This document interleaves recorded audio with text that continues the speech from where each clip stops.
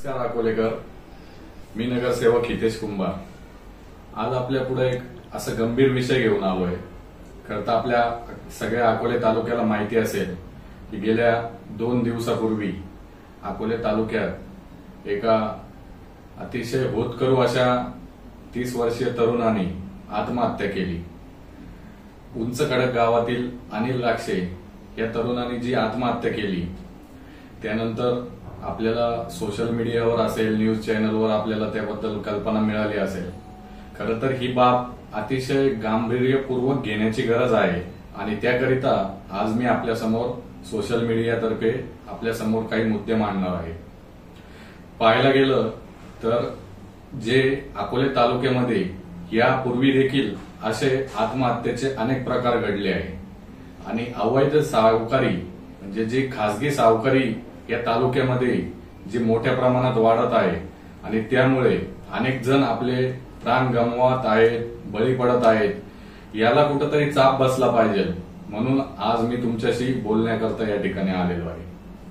आपण बघितलं असेल अनेक नवउद्योजक तरुण आपला व्यवसाय करण्यासाठी त्यांना कधी कधी बँकेकडून कर्ज मिळत नाही, प्रॉपर्ट्या नसतात, गहाण ठेवता येत नाही, मग ते अशा इनलिगल अवैध सावकारीकडे वळतात आणि परिणामी त्यांना भरपूर व्याज द्यावं लागतं। म्हणजे अक्षरशः 5%, 10%, कोणी लोक तर 20% व्याजाने पैसे घेतात आणि हे सर्व का घडतंय?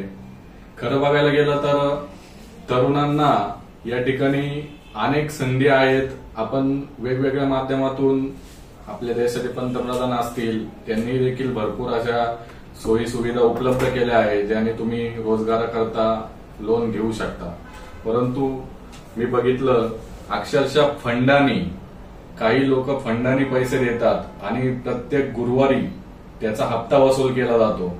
म्हणजे हे सर्व इनलिगल पद्धतीने चालू आहे, याच्यावर कोणताही प्रशासनाचा वचक नाहीये। मला खूप गांभीर्याने ही गोष्ट प्रशासनाला देखील सांगायची आहे की इथे कुठल्याही प्रकारचा वचक या ठिकाणी राहिलेला नाहीये आणि हे सावकार लोक पैसे देतात, 5-5, 10-10% व्याजाने पैसे देतात, त्या बदल्यात चेक घेतात फक्त आणि त्यानंतर त्या तरुणाचा समजा कुठं व्यवसाय डगमगला, कुठं त्याला अडचणी आल्या तर त्याला इतकं बर्डन आणलं जातं, त्याच्यावर इतका छळ त्याचा मानसिक दृष्ट्या केला जातो की अक्षरशः असे अनेक हजारो तरुण या विळख्यात सापडले आहे आणि ते खरं तर त्यांना असे धमक्या दिल्या जातात फोनवर की तुम्हाला आता आम्ही तुमच्या घरी येतो, तुमच्या आई वडिलांना कळवतो, तुमच्या बायकोला सांगतो। आणि मला एक गोष्ट कळत नाही, हे सावकार लोक, हे फंडानी पैसे देणारे लोक, ज्या वेळेस तो तरुण तुम्हाला पैसे देत नाही म्हणून तुम्ही त्याला घरी जाण्याच्या धमक्या देता, घरी जाण्याचं सांगता, मग तुम्ही त्याला पैसे देताना तुम्ही त्याच्या घरी जाऊन पहिले विचारता का? तुम्ही त्याच्या आई वडिलांची परवानगी घेता का? तुम्ही त्याच्या बायकोची परवानगी घेता का? त्यावेळेस तुम्हाला त्याचे घरचे दिसत नाही आणि ज्यावेळेस तो तुम्हाला व्याज देतो, बिचाऱ्याची परिस्थिती नाही राहिली, त्यानंतर तुम्ही त्याला घरी जाण्याच्या धमक्या देता आणि त्यामुळे असा 30 वर्षीय तरुणांनी अशा प्रकारे आपलं आत्महत्या करून जीवन संपवलं। अजून किती लोकांचे प्राण, अजून किती लोकांचे बळी घेणार आहेत याच्यावर कुठंतरी चाप बसला पाहिजे। मी बघतोय अनेक तरुण नवउद्योजक डिप्रेशन मध्ये गेलेले आणि आज मला खरं तर सांगायचंय, मी आज आपल्या सर्वांच्या साठी बोलण्यासाठी आलोय। आपल्याला वाटत असेल की आमच्यासाठी कोणी नाहीये, कोणी याबद्दल बोलत नाहीये, खूप तरुण यामध्ये अडकलेले। मी सगळ्यांसाठी, मी तुमच्यासाठी आलेलो आहे, मी तुमचा नगरसेवक आहे, मी तुमचं एक माध्यम आहे। भावांनो, कोणीही घाबरायचं कारण नाहीये। मी अक्षरशः आज फक्त फेसबुकवर आणि व्हॉट्सअपवर माझं स्टेटस ठेवलं, मी पोस्ट केली, या सर्व माध्यमाला कुठंतरी चाप बसवण्यासाठी आज जो हा प्रकार घडलाय हा कुठंतरी याचा धडा पूर्णपणे लागला पाहिजे, छडा लावला पाहिजे पोलिसांनी। इथे जर कोणाला जर या ठिकाणी जर पोलीस प्रशासन जर कोणाच्या दबावाला कुठल्याही प्रकारे बळी पडणार असेल तर मी आपल्या सर्वांना आवाहन करू इच्छितो। मी भारतीय जनता पार्टीचा नगरसेवक असून आपल्या राज्याचे उपमुख्यमंत्री तथा आपल्या राज्याचे गृहमंत्री माननीय देवेंद्रजी फडणवीस साहेब, मी त्यांच्याकडे आज लेखी तक्रार देखील केलेली आहे। त्यांचं विशेष लक्ष या प्रकरणाकडे वेधलं आहे आणि आपल्याला सांगू इच्छितो की अहमदनगर जिल्ह्याचे एसपी राकेश ओला साहेब यांच्याकडे मी देखील पाठपुरावा करणार आहे. आणि हे जे काही प्रकरण तालुक्यामध्ये शहरात चालले, ज्याने अनेक तरुण अक्षरशः डिप्रेशन मध्ये आहे आणि अजून कोणी किती तरुण आत्महत्या करू शकता याचा कुठलाही मी सांगू शकत नाही. म्हणजे अक्षरशः तरुण वेटाकुटीस आलेला आहे. आणि आज मी तुमची बाजू घेण्यासाठी नाही तर मी तुमच्याबरोबर खंबीर उभा आहे. मला अनेक तरुणांनी आज माझ्या पोस्टवर मेसेज सुद्धा केलेले आहेत, मला फोन सुद्धा केलेले आहे आणि ते मला असे प्रकरण सांगताय. अजून देखील तुम्ही माझ्याकडे या सर्व गोष्टी शेअर करा, मी तुमचा आवाज उठवणार आहे. आणि हे प्रकरण आता थांबवायचं नाही, याला पूर्णपणे या प्रकरणाला चाप बसलाच पाहिजे.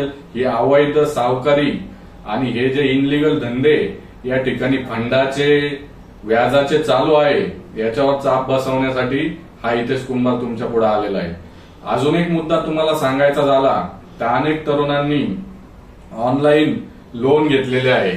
आपण बघितलं असेल, बजाज फायनान्स असेल आणि इतर काही इनसिक्युअर लोन कंपन्या तुम्हाला लोन देतात मोबाईलवर. अगदी 2 क्लिकवर पॅन कार्ड, आधार कार्ड अपलोड केल्यानंतर लोन मिळतं. आणि हे लोक लोन दिल्यानंतर अक्षरशः ज्यावेळेस रिकव्हरी करायची वेळ येते, 1-2 हप्ते जर मुलांचे बाउन्स झाले, कोणाचे बाउन्स झाले, मोबाईल घेतला तुम्ही ऑनलाईन, तर ते जे काही या ऑनलाईन फायनान्स कंपन्या आहे हे रिकव्हरी एजंट कमिशनवर नेमतात आणि ते रिकव्हरी कमिशन एजंट तुमच्या घरी येऊन दादागिरी करतात. म्हणजे अक्षरशः जस काय तुम्ही यांच्या बापाचे पैसे घेतलेत अशा प्रकारची दादागिरी करून तुम्हाला त्रास देत असतील, तुम्ही माझ्याशी संपर्क साधा. याच्यासाठी आपल्याला अतिशय चांगले कायदे या ठिकाणी केलेले आहे. कोणतीही लोन कंपनी तुम्हाला वैयक्तिक कोणताही जोर जबरदस्ती करून तुमच्याकडून पैसे घेऊ शकत नाही. त्यासाठी कोर्ट आहे, त्यासाठी कायदे आहे, आरबीआयचे अनेक नियम आहेत. त्यांना लीगल नोटीस देऊन वकिलातर्फे ते तुमच्या मार्फत ते पैसे कोर्टाकडून काढू शकतात. असं कोणी दमदाटी करत असेल तर जरूर मला कळवा. हा भाऊ तुमच्यासाठी नक्की उभा राहील. आणि अजूनही देखील सावकारीविषयी जे काही अडचणी येत असतील तर माझ्याशी संपर्क साधा, मी तुमच्या बरोबर आहे, तुमचा आवाज मी उठवणार. जय हिंद, जय महाराष्ट्र.